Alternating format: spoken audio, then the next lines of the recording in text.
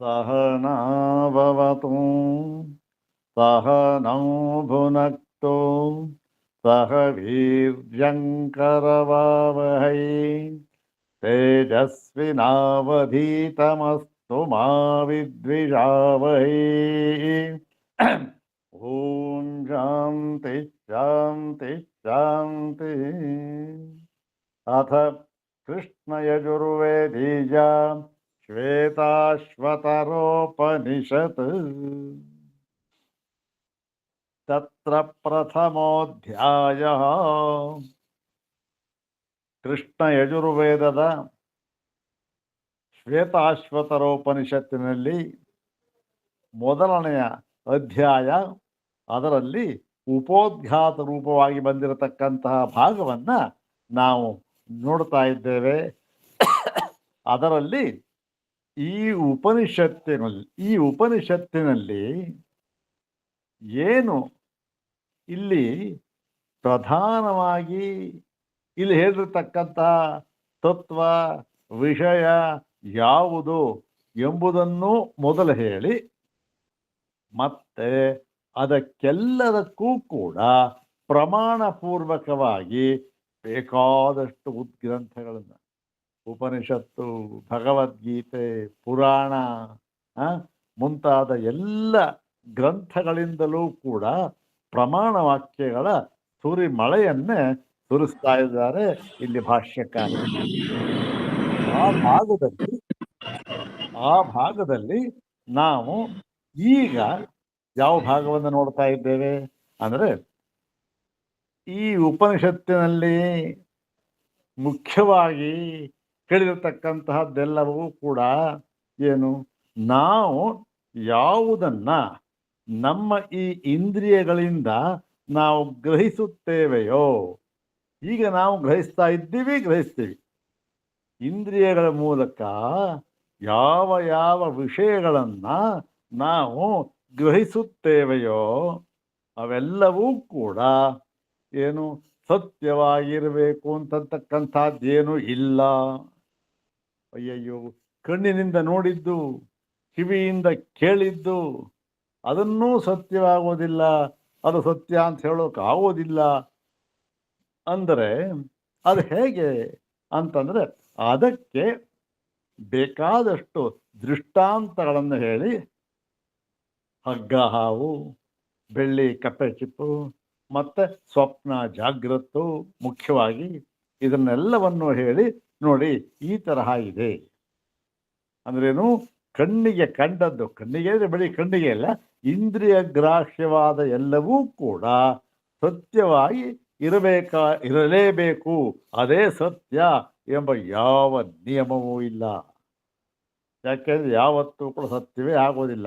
ಅವೆಲ್ಲ ಏನು ಅಂದರೆ, ಕಾಣುತ್ತಾ ಇರುವವರೆಗೆ ನಮ್ಮ ಒಂದು ಅಂತಃಕರಣಕ್ಕೆ ಪ್ರತಿಭಾಸವಾಗುತ್ತಿರುವ ಸತ್ಯ ಅಷ್ಟೆ.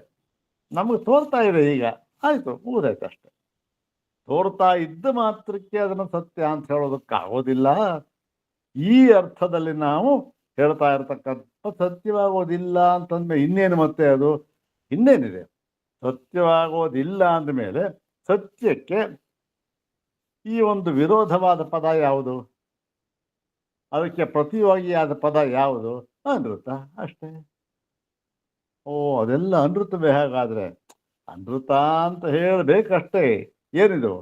ಕಠೋರ ಸತ್ಯ ಅಷ್ಟೆ, ಸತ್ಯವಾಗುವುದಿಲ್ಲ.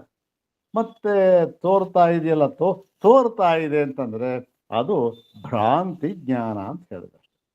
ಆಗ ತೋರ್ತಾ ಇದೆ, ಭ್ರಾಂತಿಯಿಂದ ತೋರ್ತಾ ಇದೆ ಅವೆಲ್ಲವೂ ಕೂಡ.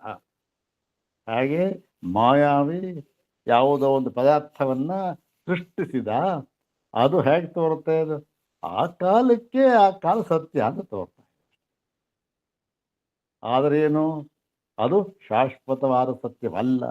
ಯಾಕೆ? ಅವನು ಹೋದ, ಮಾಯೆ ಮುಗೀತು, ಅದು ಹೋಯ್ತು. ಈ ಅರ್ಥದಲ್ಲಿ ಎಲ್ಲವೂ ಕೂಡ ನಾವು ನೋಡ್ತಾ ಇರತಕ್ಕಂಥದ್ದೆಲ್ಲವೂ ಕೂಡ ಕೇವಲ ಭ್ರಮ ರೂಪವಾಗಿರ್ತಕ್ಕಂಥದ್ದು.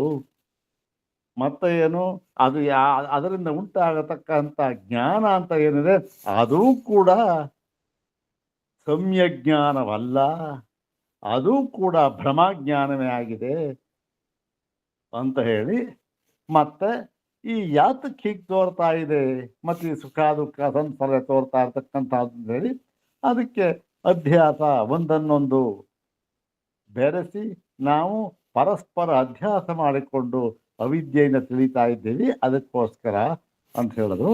ಅದಕ್ಕೆ ಪೂರ್ವ ಪಕ್ಷ ಎಲ್ಲ ಹೇಳಿ ಹೌದು ಇದೇ ಸಿದ್ಧಾಂತ ಅಂತ ಹೇಳಿದ್ರು. ಅದಕ್ಕೆ ಪ್ರಮಾಣಪೂರ್ವಕವಾಗಿ ಈಗ ಉಪನಿಷತ್ತು, ಭಗವದ್ಗೀತೆ, ಪುರಾಣ ಎಲ್ಲದರ ಮತ್ತೆ ಭಾಷ್ಯ, ಸೂತ್ರ ಭಾಷ್ಯ ಬೇಡ, ಸೂತ್ರಗಳು. ಯಾಕಂದ್ರೆ ಭಾಷ್ಯಕಾರ ಇರುತ್ತಾನೆ, ನಾವು ಶಂಕರನೇ ಭಾಷ್ಯಕಾರರು ಅಂತ ಇವಾಗ ನಾವು ಅಂದ್ಕೊಂಡಿರೋದಿರ್ತಕ್ಕಂಥದ್ದು.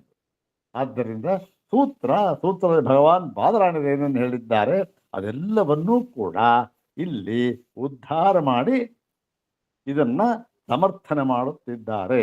ಆ ಭಾಗದಲ್ಲಿ ಬೇಕಾದಷ್ಟು ಭಾಗ ಆಯಿತು, ಉಪನಿಷತ್ತಾಯಿತು, ಭಗವದ್ಗೀತೆ ಆಯಿತು, ಪುರಾಣಗಳು ಆಗ್ತಾ ಇದೆ. ಈಗ ಅಲ್ಲಿ ವಿಷ್ಣು ಧರ್ಮೋತ್ತರ ಪುರಾಣದಲ್ಲಿ ಏನು ಬಂದಿದೆ ಅದನ್ನು ಹೇಳಿ ಆಯಿತು ದೃಷ್ಟಾಂತವಾಗಿ. ಮತ್ತು ಈಗ ಹೇಳ್ತಾ ಇದ್ದಾರೆ ಇದು ಯಾವುದಿದು ವಿಷ್ಣು ಪುರಾಣದ ಭಾಗವನ್ನು ಈಗ ಹೇಳ್ತಾ ಇದ್ದಾರೆ. ವಿಷ್ಣು ಪುರಾಣ ತಥಾ ವಿಷ್ಣು ಪುರಾಣೇ ವಿಷ್ಣು ಪುರಾಣ, ಹೌದು ವಿಷ್ಣು ಪುರಾಣ ಹೇಳ್ತಾ ಇದ್ದಾರೆ. ಅದನ್ನ ಈಗ ಅದು ಸ್ವಲ್ಪ ಭಾಗ ಆಗಿತ್ತು, ಮುಂದಿನ ಭಾಗವನ್ನ ಈಗ ನೋಡೋಣ. ವಿಷ್ಣುಪುರ ತಥಾಚ ಶ್ರೀ ವಿಷ್ಣು ಪುರಾಣೇ, ವಿಷ್ಣು ಪುರಾಣದಲ್ಲಿ ಈ ತರ ಹೇಳಿದ್ದಾರೆ.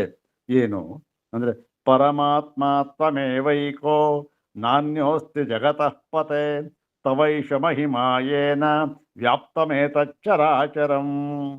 ಅರ್ಥ ಎಲ್ಲ ಸುಲಭವಾಗಿ ಇದೆ. ಹೇ ಜಗತಃ ಪತೆ ಅಂದ್ರೆ ಈ ನಾಮರೂಪಾತ್ಮಕವಾದ ಈ ಜಗತ್ತಿಗೆಲ್ಲವೂ ಕೂಡ ಪತಿ ಅಂದ್ರೆ ಆಶ್ರಯವಾಗಿರ್ತಕ್ಕಂಥವನು. ಅಂದ್ರೆ ಇದೆಲ್ಲವೂ ಕೂಡ ಯಾರ ದೆಸೆಯಿಂದ ನಮಗೆ ತೋರ್ತಾ ಇದೆಯೋ, ಯಾರಲ್ಲಿ ಇವು ಆಶ್ರಯಗೊಂಡಿದೆಯೋ ಇವೆಲ್ಲವೂ ಕೂಡ ಅವನು ಜಗತ್ಪತಿ, ಅವನೇ ಜಗದೀಶ್ವರ. ಹೇ ಜಗದೀಶ್ವರ ಸಂಬೋಧನೆ ಮಾಡಿ ಹೇಳ್ತಾ ಇದ್ದಾರೆ. ಹೇ ಜಗತ್ಪತೆ ಜಗದೀಶ್ವರ ಪರಮಾತ್ಮ ತ್ವಮೇವ ಏಕಃ, ನೀನು ಪರಮಾತ್ಮ ಅಂತಕ್ಕಂಥವನು ನೀನು ಒಬ್ಬನೇ ಆಗಿದ್ದೀವಿ. ಅದೇ ಏಕಮೇವಾದ್ವಿತೀಯವಾದ ಪರಂಬ್ರಹ್ಮ ತತ್ವ, ಪರಮಾತ್ಮ ತತ್ವ, ಪರಮಾರ್ಥ ತತ್ವ ಎಲ್ಲ ಒಂದೇ. ನೀನು ಒಬ್ಬನೇ, ನೀ ಒಂದೇ ಪರಮಾರ್ಥ ತತ್ವ. ಇಲ್ಲಿ ಏವ ಅಂತ ಇದೆಯಲ್ಲ, ಇದನ್ನ ಬೇಕಾಗಿ ಎರಡು ಕಡೆಗೂ ಅನ್ವಯ ಮಾಡ್ಕೋಬೋದು. ಇಲ್ಲಿ ಏನಿದೆ ಪರಮಾತ್ಮ ತ್ವಮೇವ ಅಂತ ಇದೆ, ಪರಮಾತ್ಮ ತ್ವಂ ಏವ ಅಂತ ಇದೆ. ಅದನ್ನ ಪರಮಾತ್ಮ ತ್ವಂ ಏವ ಅಂತ ಬೇಕಾದ್ರೂ ಮಾಡಬಹುದು. ಅಥವಾ ಈ ಏವಕಾರವನ್ನ ಪರಮಾತ್ಮನಿಗೆ ಹಾಕ್ಬಿಟ್ಟು ತ್ವಂ ಪರಮಾತ್ಮ ಏವ, ನೀನು ಪರಮಾತ್ಮನೇ ಆಗಿದ್ದೀಯೇ, ಮತ್ತೇನಲ್ಲ ಯಾವ ಜೀವಾತ್ಮನೋ ಇನ್ನೊಂದು ಭೂತಾತ್ಮನೋ ಇಂದ್ರಿಯಾತ್ಮನೋ ಅಲ್ಲ, ಪರಮಾತ್ಮನೇ ಆಗಿದ್ದೀಯ. ಏವಕಾರವನ್ನು ಎರಡೂ ಕಡೆ ಹಾಕ್ಕೋಬೋದು. ಮತ್ತೆ ನೀನಾಗಿದ್ದೀಯೇ ನಾ ಅನ್ಯವಸ್ತಿ, ಬೇರೆ ಯಾವುದು ತತ್ವವೂ ಇಲ್ಲ ಪರಮಾರ್ಥವಾಗಿ ಪರಮಾತ್ಮ ಅಂತಕ್ಕಂಥವನು.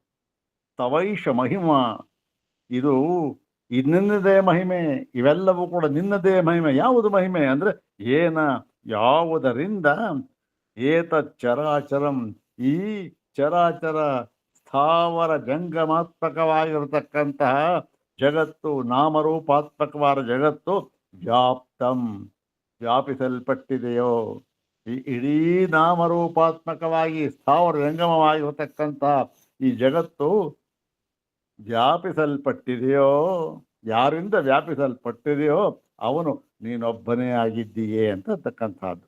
ಚೆನ್ನಾಗಿದೆ, ಅರ್ಥ ಎಲ್ಲ ಚೆನ್ನಾಗಿದೆ, ಏನಿಲ್ಲ ತೊಂದರೆ ಇಲ್ಲ. ಮುಂದೆ ನೋಡೋಣ. ಯದೇತದೃಶ್ಯತೆ ಮೂರ್ತಂ ಏತಜ್ಞಾನಾತ್ಮನಸ್ತವ ಭ್ರಾಂತಿ ಜ್ಞಾನೇನ ಪಶ್ಯಂತಿ ಜಗದ್ರೂಪಮಯೋಗಿನಃ. ಅದೇ ಅರ್ಥ ಬರ್ತಕ್ಕಂಥದ್ದು. ಯದೇತತ್ ದೃಶ್ಯತೆ ಮೂರ್ತಂ. ಈಗ ನಾವು ನಮ್ಮ ಕಣ್ಣು ಮುಂದೆ ಈ ಮೂರ್ತ ರೂಪದಿಂದ ಅಂದ್ರೆ ಏನು, ವಸ್ತುತಃ ಫಿಸಿಕಲ್ ಅಂತ ನಾವೇನು ಹೇಳ್ತೇವೆ ಹಾಗೆ ಮೂರ್ತ ರೂಪದಿಂದ ಏನು ನಾವು ನೋಡ್ತಾ ಇದ್ದೇವೋ, ಏನೇನನ್ನು ನಾವು ನೋಡ್ತಾ ಇದ್ದೇವೋ ಅದೆಲ್ಲವೂ ಕೂಡ ನಾವು ನೋಡುವ ಸ್ವರೂಪದಿಂದ ಅಲ್ಲ, ಅದು ಕೇವಲ ಭ್ರಮೆ. ಮತ್ತೇನು ಅಂದರೆ ಆತ್ಮನ ಏತದು ಜ್ಞಾನ ಆತ್ಮನಸ್ತವ, ಅವೆಲ್ಲವೂ ಕೂಡ ನಿನ್ನ ಒಂದು ಜ್ಞಾನ ಸ್ವರೂಪವೇ ಆಗಿದೆ. ಅವೆಲ್ಲವೂ ಕೂಡ ನಿನ್ನ ಒಂದು ಜ್ಞಾನ ಸ್ವರೂಪ ನಮಗೆ ತೋರ್ತಾ ಇದೆ. ಇದು ತೋರ್ಬೋದು. ಈಗ ಎದುರುಗಡೆ ಏನಿದೆ, ಮೊಬೈಲ್ ಅಂತ ತೋರ್ತಾ ಇದೆ, ಅದು ಏನು ನಿನ್ನ ಜ್ಞಾನ ಸ್ವರೂಪ ಅಷ್ಟೇ, ನಿನ್ನ ಬಿಟ್ಟು ಬೇರೆ ಇಲ್ಲ ಅಂತಕ್ಕಂಥದ್ದು. ಇದೆಲ್ಲ ಹೇಗೆ ಏನು ಎತ್ತ ಅಂತಕ್ಕಂಥದ್ದು ಉಪನಿಷತ್ತುಗಳನ್ನೇ ಮುಂದೆ ವರ್ಣಿಸ್ತಾರೆ, ಬಹಳ ಚೆನ್ನಾಗಿದೆ. ನೋಡೋಣ. ನಿನ್ನ ಸ್ವರೂಪ ಆಗಿದೆ. ಆದರೆ ನಾನು ಈಗ ವಸ್ತು ರೂಪದಿಂದ ಯಾವುದೋ ಒಂದು ಇಂಥ ವಸ್ತು ಅಂತ ನೋಡ್ತಾ ಇದ್ದೇನಲ್ಲ, ಅದು ಭ್ರಾಂತಿ ಜ್ಞಾನೇನ ಪಶ್ಯಂತಿ. ಅದು ಕೇವಲ ಭ್ರಾಂತಿ ಜ್ಞಾನ. ಅಂದ್ರೇನು, ಆ ವಸ್ತುವಿನ ಯಥಾರ್ಥ ಸ್ವರೂಪವನ್ನ ತಿಳಿಯದೆ ಅದನ್ನ ಅನ್ಯಥಾ ಭಾವಿಸುತ್ತೇನೆ. ಓಹೋ, ಇದು ಹೀಗಿದೆ ಅಂತ ಅನ್ಯಥಾ ಭಾವ. ಅದು ಅನ್ಯಥಾ ಭಾವದಿಂದ ನೋಡ್ತಾ ಇದ್ದೇನೆ. ಯಾರು ನೋಡ್ತಾ ಇರೋದು? ನಾನು ಯಾರು ಅಂತಂದ್ರೆ ಜಗದ್ರೂಪಂ. ಅಯ್ಯೋ, ಈ ಜಗದ್ರೂಪ ಅನ್ಯಥಾ ಭಾವದಿಂದ ನೋಡ್ತಾ ಇದ್ದೇನೆ. ನಿನ್ನದೇ ಇದು ಜ್ಞಾನ ಸ್ವರೂಪ, ಆದರೆ ಜಗದ್ರೂಪವಾಗಿ ನೋಡ್ತಾ ಇದ್ದೀನಲ್ಲ, ಬಿಡಿ ಬಿಡಿಯಾಗಿ ನಾಮರೂಪಾತ್ಮಕವಾಗಿ. ಅದು ಯಾತಕ್ಕೆ ಅಂತಂದ್ರೆ ಯಾರು ನೋಡ್ತಾ ಇರ್ತಕ್ಕಂಥ ಅಯೋಗಿನಃ, ಯಾರು ಯೋಗಿಗಳಲ್ಲವೋ ಅವರು ನೋಡ್ತಾ ಇದ್ದಾರೆ ಹೀಗೆ ಜಗದ್ರೂಪವಾಗಿ. ಮತ್ತು ವಾಸ್ತವವಾಗಿ ಏನಾಗಿದೆ, ನಿನ್ನ ಜ್ಞಾನ ಸ್ವರೂಪವೇ ಇವೆಲ್ಲ ಅಂಥೇಳಿ ಮುಂದೆ ಹೇಳ್ತಾರೆ. ಜ್ಞಾನ ಸ್ವರೂಪಮಖಿಲಂ ಜಗದೇತದ ಬುದ್ಧಯ ಅರ್ಥಸ್ವರೂಪಂ ಪಶ್ಯಂತೋ ಭ್ರಾಮ್ಯಂತೆ ಮೋಹ ಸಂಪ್ಲವೇ.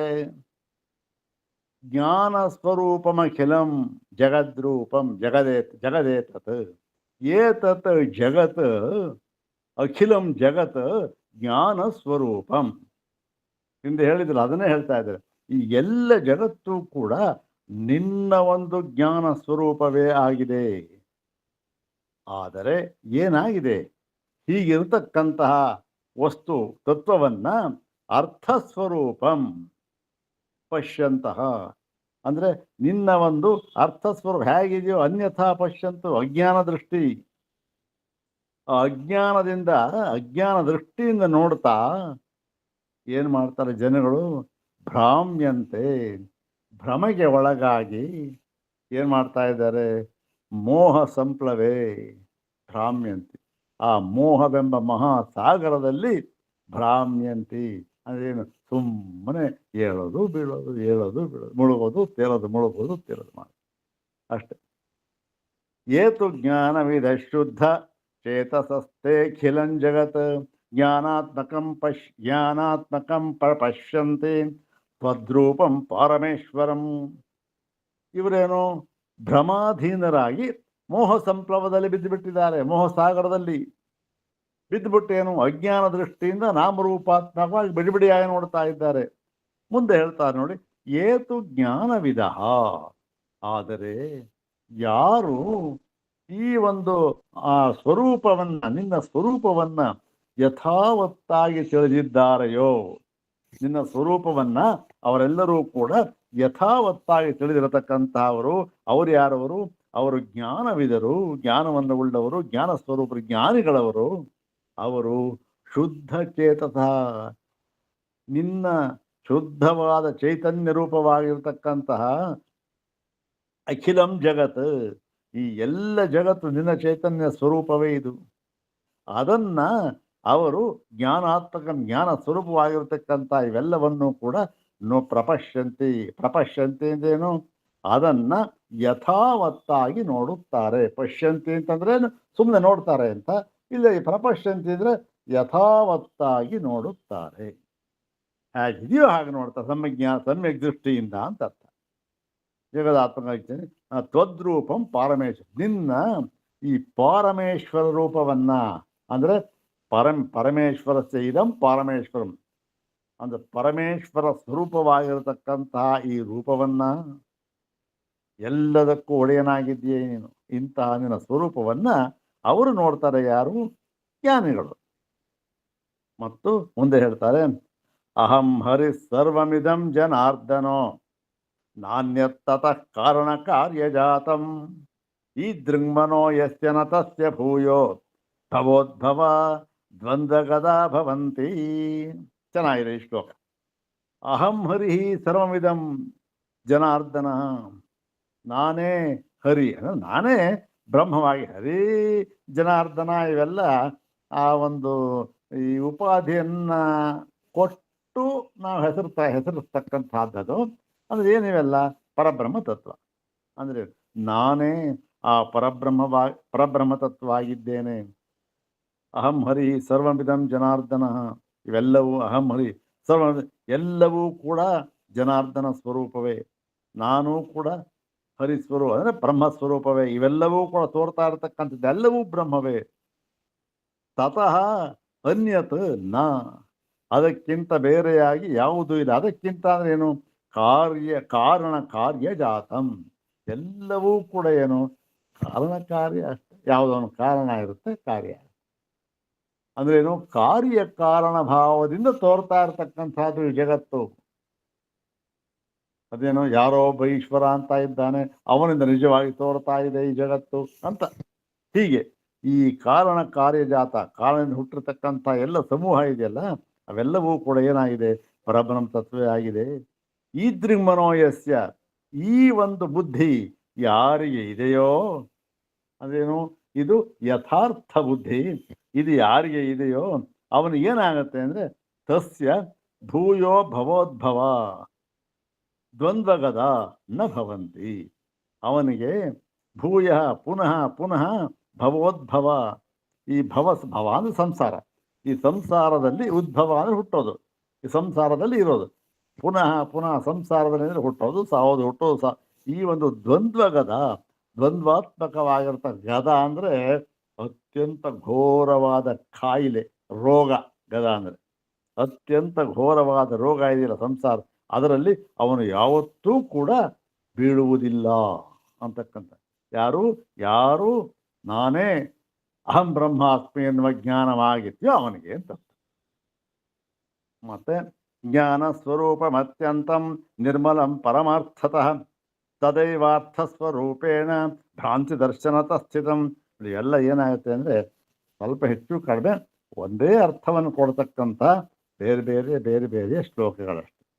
ವಿಷ್ಣು ಪುರಾಣದಲ್ಲಿ ಅಲ್ಲಿ ಎಲ್ಲ ತಗೊಂಡು ನಂಬರ್ ಹಾಕಿದ್ದಾರೆ ನೋಡಿ, ಇಲ್ಲೆಲ್ಲ ತಗೊಂಡು ಹೇಳ್ತಕ್ಕಂಥ ಏನು? ಜ್ಞಾನ ಸ್ವರೂಪಂ ಅತ್ಯಂತಂ, ಅತ್ಯಂತಂ ನಿರ್ಮಲಂ ಜ್ಞಾನ ಸ್ವರೂಪಂ ಪರಮಾರ್ಥತಃ. ಅತ್ಯಂತ ನಿರ್ಮಲವಾಗಿರ್ತಕ್ಕಂಥ ಯಾವ ಒಂದು ಮಲವು ಕಲ್ಮಶವು ಇಲ್ಲದೆ ಇರತಕ್ಕಂಥ ಕೇವಲ ಜ್ಞಾನ ಸ್ವರೂಪ ಇದೆಯಲ್ಲ, ಅದನ್ನ ಏನ್ ಮಾಡಿದ್ದಾರೆ? ತದೇವ ಅರ್ಥಸ್ವರೂಪೇಣ, ಅದನ್ನೇ ಅರ್ಥಸ್ವರೂಪೇಣ ಅಂದ್ರೇನು? ಅನ್ಯಥಾ ಭಾವದಿಂದ, ಅನ್ಯಥಾ ದೃಷ್ಟಿಯಿಂದ, ಅಜ್ಞಾನ ದೃಷ್ಟಿಯಿಂದ, ಅನ್ಯಥಾ ದೃಷ್ಟಿಯಿಂದ ಅರ್ಥರೂಪೇಣ ಮತ್ ಭ್ರಾಂತಿ ದರ್ಶನತಃ. ಆ ಅಜ್ಞಾನ ಉಂಟಾಯ್ತು ಏನಾಗುತ್ತೆ? ವಸ್ತು ಸರಿಯಾಗಿ ನಮಗೆ ತೋರೋದಿಲ್ಲ. ಇದ್ದದ್ದು ಇರ್ತಕ್ಕಂಥದ್ದು ಹಾಗವೇ. ಯಾವಾಗ ಭ್ರಾಂತಿ ಆಯಿತೋ ಅದು ಹಾವು ಅಂತ ತೋರ್ಬಿಡುತ್ತೆ. ಇರ್ತಕ್ಕಂಥದ್ದು ಕಪ್ಪೆ ಚಿಪ್ಪೆ, ಅದು ಬೆಳ್ಳಿ ಅಂತ ತೋರ್ಬಿಡುತ್ತೆ. ಇರ್ತಕ್ಕಂಥದ್ದು ಬರೀ ಮರಳು ಒಂದು ಹನಿ ನೀರಿಲ್ಲ, ಮರಳು ಅಲ್ಲೇನಾಗುತ್ತೆ? ನೀರು ತೋರ್ಬಿಡುತ್ತೆ. ಎಲ್ಲ ಏನೋ ಭ್ರಾಂತಿ ದರ್ಶನ. ಹೀಗೆ ಯಾವುದು ಇವರಿಗೆ ಈ ಪರಮಾರ್ಥ ನಿರ್ಮಲವಾಗಿರ್ತಕ್ಕಂಥ ಇದರಲ್ಲಿ ಈ ತರ ತೋರ್ಬಿಡುತ್ತೆ. ಯಾತಕ್ಕೆ? ಭ್ರಾಂತಿ ಜ್ಞಾನದಿಂದ, ಭ್ರಾಂತಿ ದರ್ಶನತಃ. ಮತ್ತೆ ಮುಂದೆ ಹೇಳ್ತಾರೆ, ಜ್ಞಾನ ಸ್ವರೂಪೋ ಭಗವಾನ್ ಯಥೋ ಸಾವಶೇಷ ಮೂರ್ತಿರ್ನತು ವಸ್ತುಭೂತಃ ತಥೋ ಹಿ ಶೈಲಾಬ್ಧಿ ಧರಾಬ್ಧಿಭೇದಾನ್ ಜಾನೀಹಿ ವಿಜ್ಞಾನ ವಿಜೃಂಭಿತಾನಿ. ಈಗ ಜ್ಞಾನ ಸ್ವರೂಪೋ ಭಗವಾನ್, ಜ್ಞಾನ ಸ್ವರೂಪ ಭಗವಂತ ಹೇಗಿದ್ದಾನೆ? ಕೇವಲ ಜ್ಞಾನ ಸ್ವರೂಪ, ಜ್ಞಪ್ತಿ. ಹೌದ್ ತಾನೆ? ಈ ಜ್ಞಪ್ತಿ ಸ್ವರೂಪವಾಗಿರತಕ್ಕಂತಹ ಈ ಭಗವಂತ ಅವನು ಯತಃ ಯಾಕೆ ಅಂದರೆ ಅಸೌ ಅಶೇಷ ಮೂರ್ತಿ, ಇವನು ಯಾವ ಉಪಾಧಿಯೂ ಇಲ್ಲದೆ ಇರತಕ್ಕಂತಹ ಅಶೇಷ ವಿಶೇಷ, ಯಾವ ವಿಶೇಷವೂ ಇಲ್ಲ, ಇಂತಹ ಸ್ವರೂಪ ಇವೊಂದು ಏನಲ್ಲ. ನತು ವಸ್ತುಭೂತಃ, ನಾವು ಹೇಗೆ ನೋಡ್ತಾ ಇದ್ದೀವಿ ಹೇಗೆ ಬಿಡಿ ಬಿಡಿಯಾಗಿ ಆ ರೀತಿ ಅಲ್ಲವೇ ಅಲ್ಲ. ಇಂತಹ ಯಾವ ಉಪಾಧಿಯೂ ಇಲ್ಲದ ಈ ಪರಮಾತ್ಮನನ್ನ ನಾವು ಯಾವುದೋ ಉಪಾಧಿಯನ್ನು ಸೇರಿಸ್ಕೊಂಡು ಬಿಡಿ ಬಿಡಿಯಾಗಿ ನೋಡ್ತಾ ಇದ್ದೇವಲ್ಲ. ಏನಂತ ನೋಡ್ತಾ ಇದ್ದೇವೆ ಅಂದ್ರೆ ಆ ಉಪಾಧಿಯನ್ನು ಸೇರಿಸಿಕೊಂಡದ್ದರಿಂದ ನಮಗೇನು ತೋರ್ತಾ ಇದೆ? ಶೈಲಾಬ್ಧಿ ಧರಾದಿ ಭೇದಾನ್, ಶೈಲ ಅಬ್ಧಿ ಧರಾದಿ ಭೇದಾನ್. ಶೈಲ ಅಂದ್ರೆ ಬೆಟ್ಟ, ಅಬ್ಧಿ ಅಂದ್ರೆ ಈ ಸಮುದ್ರ, ಧರ ಅಂದ್ರೆ ಭೂಮಿ. ಧರ ಅಂದ್ರೆ ಭೂಮಿ, ಬೆಟ್ಟ, ಸಮುದ್ರ, ಭೂಮಿ, ಮತ್ತೆ ವಿಧವಾದ ಪ್ರಾಣಿಜಾತ, ಪಕ್ಷಿ ಸಂಕುಲ ಎಲ್ಲ ಹೀಗೆ ವಿಧವಾಗಿ ಭೇದಾನ್ ಜಾನೀಹಿ. ಶಿಷ್ಯನ ಕುರಿತು ಹೇಳ್ತಾ ಇದ್ದಾರೆ. ಎಲೆ ಶಿಷ್ಯನೇ ಜಾನೀಹಿ, ನೀನು ತಿಳಿದುಕೋ. ಏನಂತ? ಇವೆಲ್ಲವೂ ಕೂಡ ವಿಜ್ಞಾನ ವಿಜೃಂಭಿತಾನಿ, ಇವೆಲ್ಲವೂ ಕೂಡ ಕೇವಲ ಮನಸ್ಸಿನ ಒಂದು ಪ್ರತಿಬಿಂಬವೇ ಆಗಿದೆ ಅಷ್ಟೆ, ಯಾವುದೇ ಇಲ್ಲ. ಅದು ಮನಸ್ಸಿನ ಪ್ರತಿಬಿಂಬ. ಈ ಛಾಂದೋಗ್ಯದಲ್ಲೂ ಹೇಳ್ತಾರೆ, ಬೃಹದಾರಣ್ಯಕರು ಹೇಳ್ತಾರಲ್ಲ, ಕಣ್ಣು ನೋಡುತ್ತಿದೆ, ಕಿವಿಯು ಕೇಳುತ್ತಿದೆ ಅಂದಾಗ ವಾಸ್ತವವಾಗಿ ನಾವು ಕಣ್ಣು ನೋಡ್ತಾ ಇರೋ ಸರಿನೇ, ಅದು ಕಿವಿ ಕೇಳ್ತಾ ಇರೋ ಸರಿನೇ. ಆದರೆ ನಿಜವಾಗಿ ಅದು ವಸ್ತು ಸ್ಥಿತಿಯನ್ನು ಆಧರಿಸಿ ನೋಡಿದಾಗ ನಿಜವಾಗಿ ನೋಡ್ತಾ ಇರತಕ್ಕಂಥದ್ದು ಯಾವುದು? ಸರ್ವಮ್ಮನ ಏವ, ಎಲ್ಲವೂ ಕೂಡ ನಮ್ಮ ಮನಸ್ಸು. ಕಣ್ಣು ನೋಡ್ತಾ ಇದೆ, ಆದರೂ ಕೂಡ ಮನಸ್ಸು ನೋಡದೇ ಇದ್ರೆ ಆಗೋದೇ ಇಲ್ಲ, ಕಣ್ಣು ನೋಡೋಕ್ಕೆ ಕಾಣಕ್ಕೆ ಸಾಧ್ಯವೇ ಇಲ್ಲ. ನಮ್ಮ ದಿನನಿತ್ಯದ ಅನುಭವ ಇದು. ಹೌದು, ತಾನು ಕೇಳ್ತಾ ಇರ್ತಾನೆ, ಏನು ಕೇಳಲೇ ಇಲ್ಲ ಕಂಡ್ರೆ ನನಗೆ ಎಲ್ಲೋ, ಯಾಕೆ? ಮನಸ್ಸಿರ್ಲಿಲ್ಲ ಅಷ್ಟೇ. ಹಾಗೆ ಇದೇನು ಈ ವಿಜ್ಞಾನ ವಿಜೃಂಭಣೆ ಅಂದ್ರೆ ಒಂದು ನಮ್ಮ ಬುದ್ಧಿಯ ಒಂದು ವಿಜೃಂಭಣೆ ತೋರ್ತಾ ಇದೆ ಅಷ್ಟೇ. ವಸ್ತ್ವಸ್ತಿ ಕಿಂ ಕುತ್ರಚಿದಾದಿ ಮಧ್ಯ ಪರ್ಯಂತ ಹೀನಂ ತತತೈಕ ರೂಪಂ. ಈಗ ಇನ್ನೊಂದು ಪಾದ ಇದೆ. ಯಚ್ಚಾನ್ಯಥಾತ್ವಂ ದ್ವಿಜಯಾತಿ ಭೂಮೌ ನ ತತ್ತಥಾ ತತ್ರ ಕುತೋ ಹಿ ತತ್ವಂ. ಇದೊಂದು ಅವನ್ನೇ ಪ್ರಶ್ನೆ ಮಾಡ್ತಾ ಇದ್ದಾರೆ. ಯಾರು ಹೀಗೆಲ್ಲ ನೋಡ್ತಾ ಇದ್ದಾನೆ ಅನ್ಯಥಾ ಜ್ಞಾನದಿಂದ ಅವನನ್ನು. ವಸ್ತ್ವಸ್ತಿ ಕಿಂ ಕುತ್ರಚಿತ್ ಆದಿ ಮಧ್ಯ ಪರ್ಯಂತ ಹೀನ ಅಂದ್ರೇನು? ಈ ಒಂದು ವಸ್ತು ಇದು ಹೇಗಿದೆ ಅಂದ್ರೆ ಹೀಗಿದೆ. ಯಾವುದು ಹೇಗಿದೆ ಅಂದ್ರೆ ಇದಕ್ಕೆ ಆದಿ ಮಧ್ಯ ಮತ್ತೆ ಅಂತ ಇದು ಯಾವುದು ಇಲ್ಲದೆ ಏನಾಗಿದೆ? ಸತತೈಕ ರೂಪಂ ಅಂದ್ರೆ ಸತತ ಅಂದ್ರೆ ಯಾವಾಗಲೂ ಕೂಡ, ಯಾವ ಸ್ಥಿತಿಯಲ್ಲಿಯೂ ಕೂಡ ಏನಾಗಿದೆ? ಏಕರೂಪವಾಗಿಯೇ ಇರ್ತಕ್ಕಂಥದ್ದಿದು. ಅಂದ್ರೇನು? ಯಾವ ಸ್ಥಿತಿಯಲ್ಲಿಯೂ, ಯಾವ ಅವಸ್ಥೆಯಲ್ಲಿಯೂ, ಯಾವ ಕಾಲದಲ್ಲಿಯೂ ಕೂಡ ಇದು ಬದಲಾಗುವುದಿಲ್ಲ. ಯಾವಾಗಲೂ ಕೂಡ ಒಂದೇ ಥರ ಏಕರೂಪಮೇವ. ಸತತೈಕ, ಅದಕ್ಕೆ ಸತತ ಅಂತ. ಸತತೈಕ ರೂಪಂ ಏನ್ರಿ?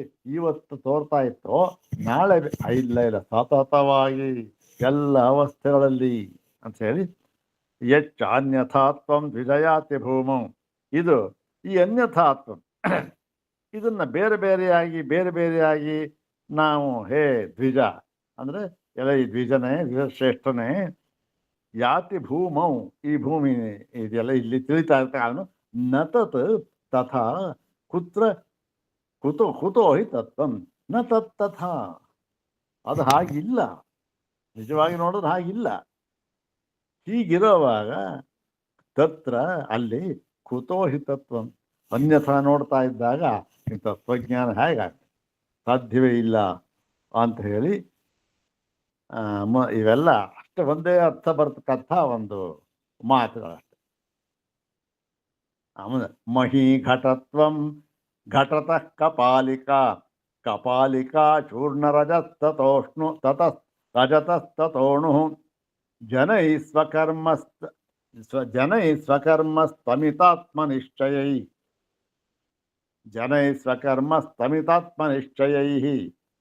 ಆಲಕ್ಷ್ಯತೆ ಬ್ರೂಹಿ ಕಿಮತ್ರ ವಸ್ತು.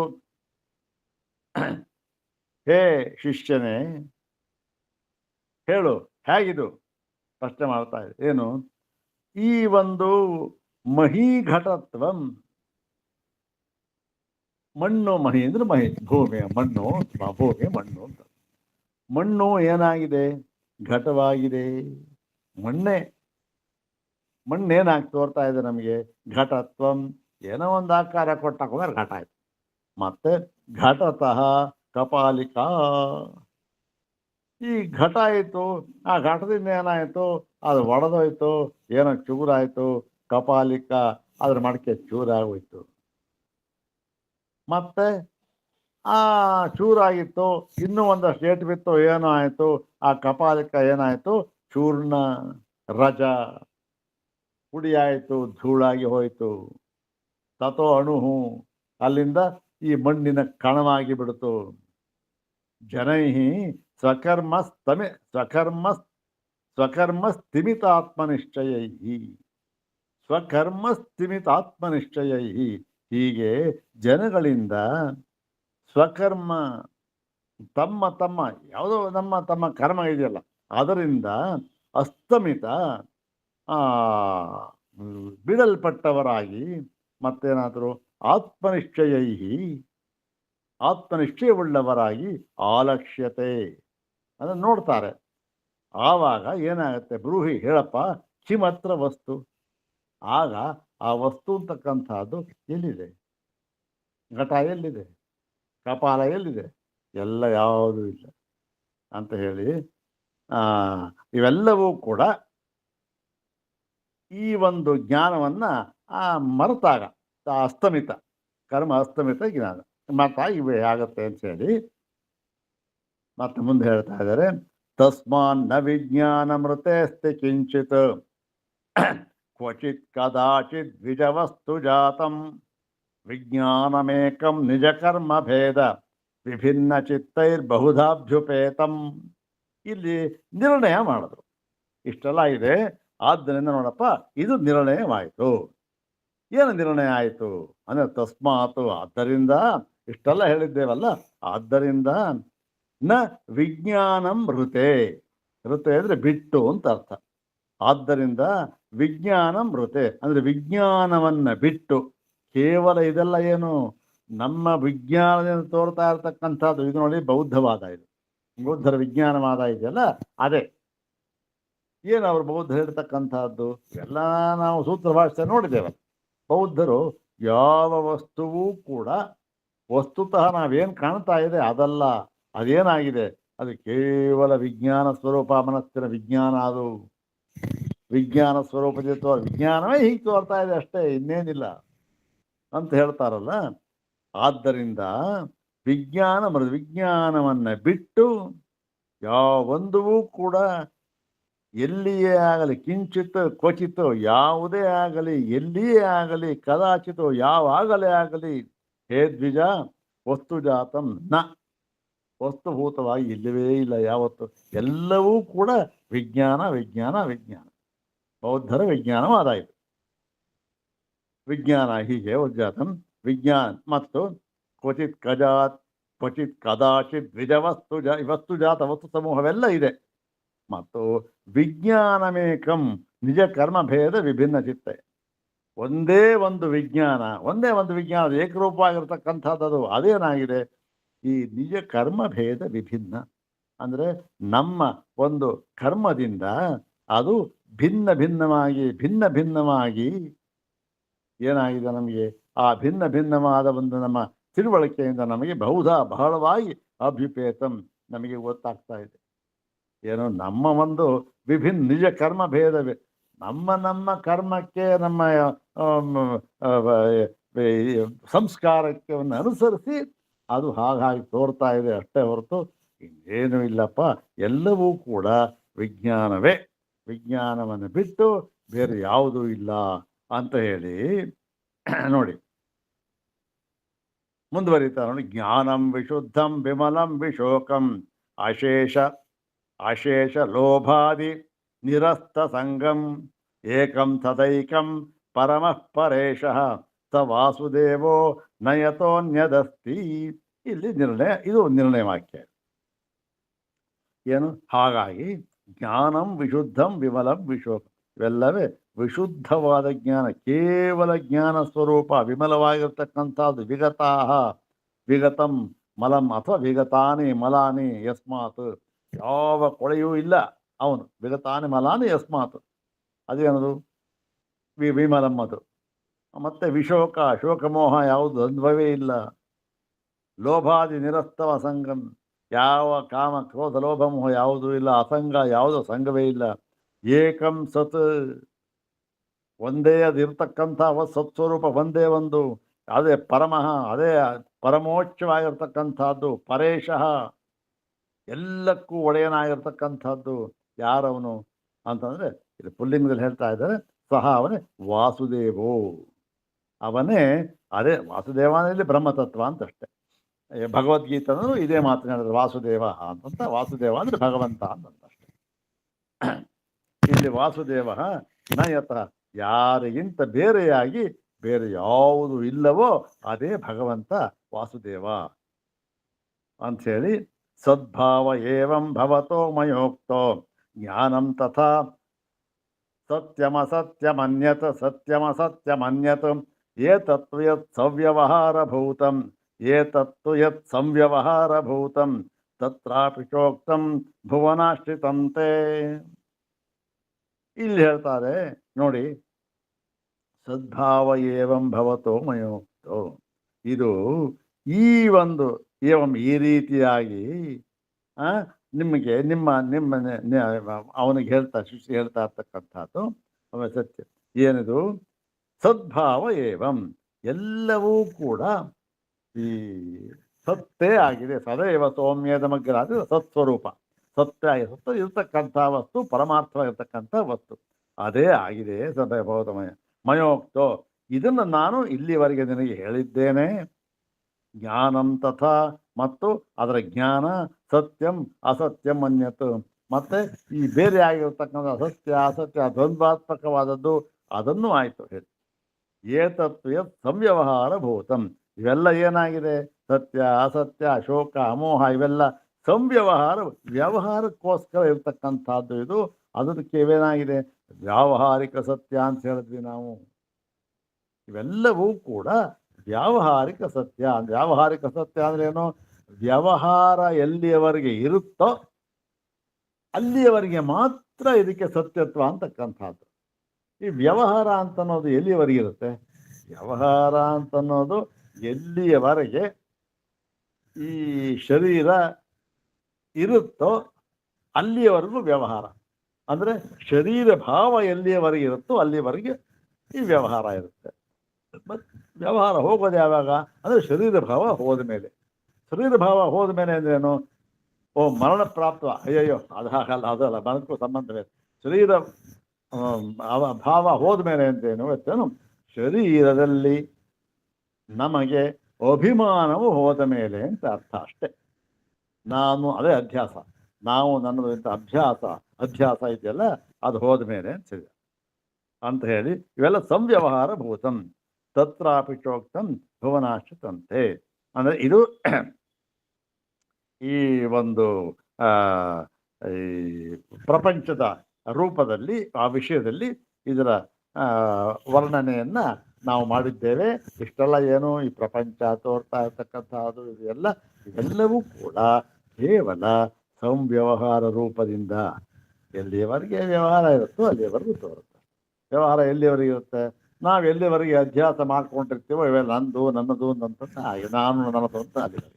ಅದು ಹೋದ ಮೇಲೆ ಯಾವುದೂ ಇಲ್ಲ ಅಂತ ಅದು ಇದೆ. ಮುಂದಿನದು ಕೂಡ ಇನ್ನೂ ಬೇಕಾದಷ್ಟಿದೆ. ಅದನ್ನು ಮುಂದಿನ ಭಾಗದಲ್ಲಿ ನೋಡೋಣ. ಓಹೋ, ಇನ್ನೂ ಬಹಳ ಇದೆ, ನೋಡೋಣ ಮುಂದಿನ ಭಾಗದಲ್ಲಿ. ಆದಷ್ಟು ಬೇಗ ಸ್ವಲ್ಪ ಸ್ಪೀಡಾಗಿ ಹೋಗ್ತಾ ಇದ್ದೇವೆ, ನೋಡೋಣ ಎಷ್ಟಕ್ಕೆ ಮುಗೀತು. ಇನ್ನೂ ಒಂದು ಸ್ವಲ್ಪ ದಿವಸ ಆಯ್ತು ಮುಗೀತು ಬಿಡುತ್ತೆ. ನಾಳೆ ನೋಡೋಣ ಮುಂದಿನ ಭಾಗವನ್ನು. ಓಂ ಶಾಂತಿ ಶಾಂತಿ ಶಾಂತಿ. ಓಂ ತತ್ಸತ್.